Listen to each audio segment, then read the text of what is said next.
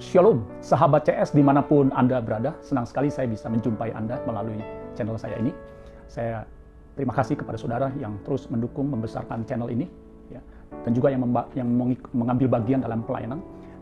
Setelah saudara mendengar sharing firman Tuhan yang saya sampaikan, saudara bisa men-share-nya atau membagikannya kepada orang lain, supaya yang lain juga diberkati. Dengan saudara membagikan berita firman Tuhan ini, sama saja saudara juga mengambil bagian dalam penginjilan. Karena melalui video ini banyak orang bisa mendengar firman Tuhan dan diberkati Tuhan.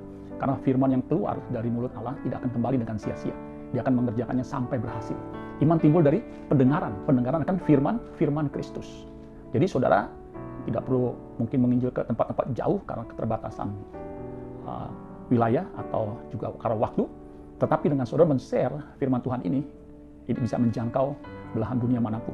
Karena saya percaya Tuhan bisa memakai media yang akhir-akhir ini begitu canggih teknologinya untuk menjadi berkat di mana firman Tuhan boleh disampaikan sehingga Injil Kerajaan Allah sampai ke seluruh dunia dan baru kedatangan Tuhan Yesus segera. Saudara-saudara sekalian, pada kesempatan kali ini firman Tuhan yang akan saya sampaikan berjudul Blame Others, ya, blame others atau menyalahkan orang lain. Saudara, manusia berbuat salah itu manusiawi. Jadi manusiawi kalau dia salah. Lebih manusiawi lagi kalau dia mengakui kesalahannya. Karena berbuat salah, manusiawi. Mengakui kesalahannya lebih manusiawi. Yang paling manusiawi itu menyalahkan orang lain. Nah, itu saudara sekalian ya. Itu paling manusiawi, menyalahkan orang lain. Padahal kita ya, sebagai orang Kristen harus ambil tanggung jawab atas apa yang kita lakukan. Ya. Ada kata bijak mengatakan winners take responsibility, losers blame others. Jadi yang menyalahkan orang lain, yang katanya paling manusiawi itu seorang loser. Ya. Tidak demikian dengan kita yang percaya kepada Yesus. Dia harus take responsibility. Kita buka Alkitab kita dalam 2 Samuel 12 ayat 13. Ingat aja 2 Samuel 12 ayat 13. Saya akan bacakan satu ayat ini. Ayat ini dibawa judul Nathan memperingatkan Raja Daud sehingga Daud menyesal. Nathan memperingatkan Daud sehingga Daud menyesal. Dikatakan begini.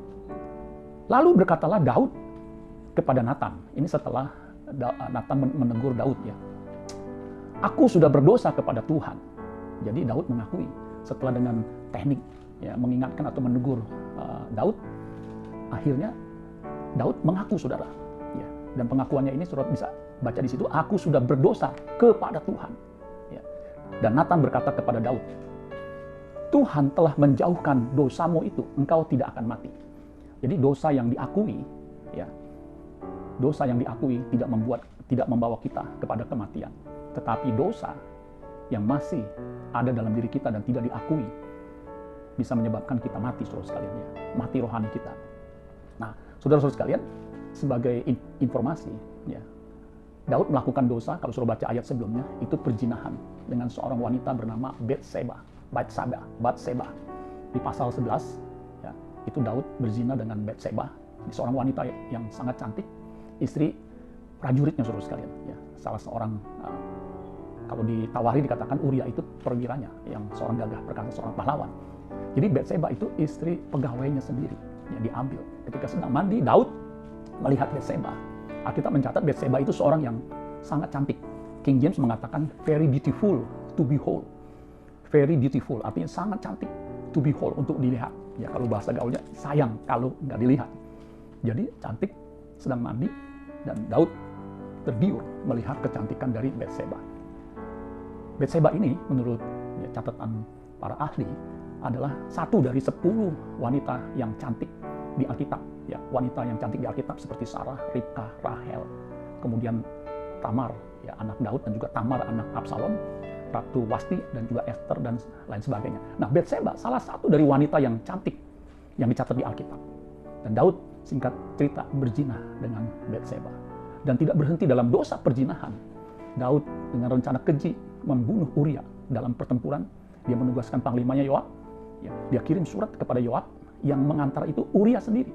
Ya, agar ketika Uria ditempatkan di pertempuran yang hebat, ya, kemudian ketika sedang bertempur, Yoab mengeset sedemikian rupa sehingga prajuritnya mundur dan Uria tewas di pertempuran itu. Dan betul, Uria akhirnya tewas. Saudara-saudara sekalian, hasil dari perzinahan itu lahir seorang anak. Nah, apa yang dilakukan Nathan ini, dia menegur Raja Daud, itu diperkirakan kejadiannya sudah setahun yang lalu. Ya. karena anak yang dilahirkan itu dari perzinahan ya sudah lahir. Kalau suruh baca di ayat selanjutnya, ayat 14, itu anaknya mati saudara sekalian, kena kutuk Tuhan. Nah, jadi saudara sekalian, apa yang dilakukan Raja Daud ini tersembunyi atau selama 1 tahun dibiarkan. Ya. Dan Nathan menegur dengan cara yang luar biasa, dengan cerita, tell story. Ya. Ada seorang pria kaya, ya, seorang yang kaya yang punya begitu banyak lembu sapi, ya, dan juga domba. Dan ada seorang yang hanya punya 1 domba, dan 1 domba itu sangat disayang, ya, sangat dibanggakan, diperlakukan seperti anak gadisnya, kan cuma 1. Nah, suatu ketika orang kaya itu datang, kedatangan tamu, dan si orang kaya ini ingin menyidangkan dari salah 1 dombanya, tapi sayang, dia merasa sayang kalau dia mengorbankan dombanya. Apa yang dilakukan? Dia ambil domba si orang miskin ini, kemudian dimasak. Nah, ketika Daud mendengar ya, cerita Nathan tersebut, Daud murka. Ya, di ayat sebelumnya itu dikatakan Daud marah, kemudian orang itu harus dihukum dan harus mengganti 4 kali lipat. Dan Nathan mengatakan, orang itulah engkau sendiri. Dan yang menarik saudara sekalian, Daud mengaku dosa. Makanya di situ dikatakan, lalu berkatalah Daud kepada Nathan, aku sudah berdosa kepada Tuhan. Jadi Daud mengakui bahwa dia berdosa kepada Tuhan. Jadi apa yang dilakukan itu suatu kejahatan kepada Tuhan. Dan Alkitab mengatakan, Nathan berkata kepada Daud, Tuhan telah menjauhkan dosamu itu. Saudara, kalau Tuhan tidak menjauhkan dosa Daud bisa mati saudara sekalian. Ya. Nah, dosa yang tidak diakui tidak mungkin dijauhkan oleh Tuhan. Makanya penting sekali kita mengaku dosa apabila kita melakukan atau telah berbuat dosa. Jangan malah menyalahkan orang lain. Ya. Kita mendengar baru-baru ini ada orang yang divonis hakim, kemudian memberikan pledoi. Yang dilakukan adalah apa? Menyalahkan orang lain atas kesalahan, atas kasus yang terjadi atas dirinya. Ya.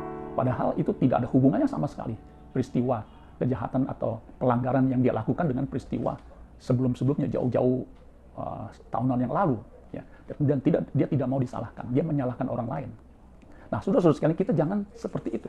Kita harus seperti Daud, walaupun seorang raja, ya, dia mengakui kesalahannya. Ada yang mengatakan ketika Nathan menegur Raja Daud, itu disaksikan oleh pegawai-pegawainya. Dia seorang raja yang luar biasa, dia mengakui bahwa dia sudah berbuat dosa. Ya. Biasanya orang, saudara, ketika ditegur, apalagi dia punya jabatan tinggi, seperti Daud punya jabatan sebagai seorang raja, dia tidak akan menerima teguran dari orang lain. Ya, dia malah menyerang, bahkan menghukum orang tersebut. Tetapi tidak demikian dengan Daud. Daud mengakui bahwa dia sudah berbuat dosa. Ya. Dan memang hukuman tidak undur dari Daud, saudara. Dia harus menanggung konsekuensinya. Nah, saudara-saudara sekalian, apa yang dilakukan Daud ini sungguh sangat terpuji, saudara sekalian. Ya. Dia mengakui dosanya dan bertobat. Dan Daud betul-betul bertobat, ya. Bertobat total. Ya. Dan catatan Alkitab mengatakan sejak saat itu Daud tidak pernah lagi berbuat zina dengan wanita lain. Ya. Memang ketika dia berzina, memang sangat pilu, saudara. Saudara bisa bayangkan, pada waktu itu ia sudah punya 6 istri, tetapi dia masih tertarik dengan wanita lain. Dan bukan hanya dengan wanita itu, dia bunuh suaminya. Ya. Dia ambil istrinya. Ya. Kalau sekarang itu kebangetan, saudara sekalian. Dia sudah punya 6 istri yang cantik-cantik. Salah satu istrinya adalah Abigail, ya, seorang bekas istri Nabal. Ya. Itu Alkitab mencatat itu seorang yang sangat cantik. Tetapi dia mengambil wanita lain. Tuhan berkata, apakah masih kurang? Ya. Nah, itulah manusia, saudara sekalian, ya, tidak pernah puas. Ya. Ada jok, saudara sekalian, ya, tahta, ya, harta, ya, itu memang titipan. Tetapi wanita itu simpanan. Nah, pria, saudara sekalian, memang godaannya di tahta, ya, di harta, dan juga di wanita. Untuk itu, saudara sekalian, sebagai pria, ya, harus bergantung kepada Tuhan. Jangan merasa kuat. Kalau kita merasa kuat, merasa tidak akan jatuh, kita bisa jatuh, saudara sekalian. Karena manusia itu makhluk yang lemah. Ya. Dia punya kodrat yang namanya kodrat dosa, yang harus ditangani, saudara. Di 1 Korintus 10 ayat 12 dikatakan begini. 1 Korintus 10 ayat 12, sebab itu siapa yang menyangka bahwa ia teguh berdiri, hati-hatilah supaya ia jangan jatuh. Daud itu seorang raja, seorang imam juga, bahkan seorang nabi. Bisa jatuh dalam dosa yang menurut catatan itu sangat terpuruk. Ya. Jatuh dalam dosa perzinahan, padahal dia kan sebagai raja, dia bisa mengambil wanita baik-baik dan menikahi secara resmi. Tetapi dia berzina dengan istri orang. Nah, terjemahan 1 Korintus 10 ayat 12, terjemahan The Message ini bagus. Artinya, Setiap orang, saudara sekalian, tanpa kecuali, dia seorang rohaniawan, seorang rabi, seorang pemuji, pemazmur seperti Daud, itu bisa jatuh dalam dosa. Karena manusia itu manusia yang lemah. Dia punya kodrat dosa. Ketika dia percaya Yesus sebagai Tuhan dan Juru Selamat, kodrat ini tidak hilang dengan sendirinya. Dia harus diperjuangkan untuk dijauhkan. Ya, dosa perzinahan itu harus dijauhkan. Dan itu butuh kekuatan ekstra dari Roh Kudus.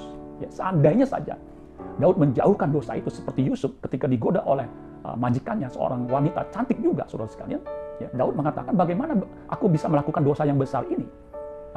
Yusuf mengatakan begitu kepada istri Potifar. Artinya apa?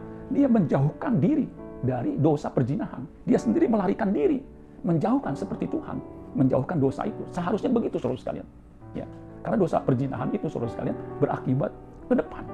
Ya, dan ini perjuangan buat kita semua. Semua tanpa kecuali ya, bisa jatuh dalam dosa. The Message mengatakan begini, don't be so naive. Jangan terlalu naif. And self-confidence. Jangan terlalu confident, self-confident. Percaya diri. You are not exempt.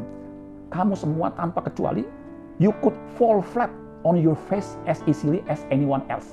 Kamu bisa jatuh rata mukamu ke tanah as easily as anyone. Sebagaimana orang lain jatuh.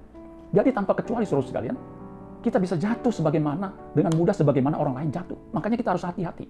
Forget about self-confidence. Lupakan rasa percaya dirimu. It's useless. Itu nggak ada gunanya. Kemudian dikatakan cultivate God confidence. Kita harus membudidayakan, mengembangkan iman percaya kita kepada Tuhan.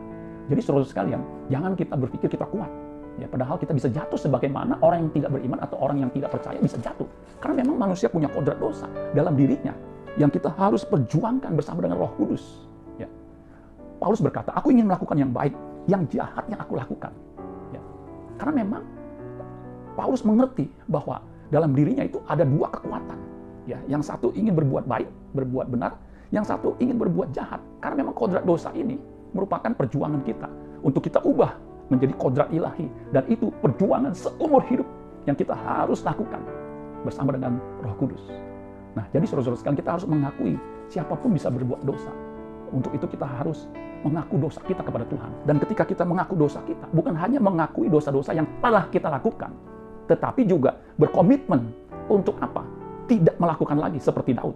Daud berkomitmen tidak melakukan lagi dosa perzinahan. Dan itu terbukti di 1 Raja-Raja 1 ayat 1 dan selanjutnya.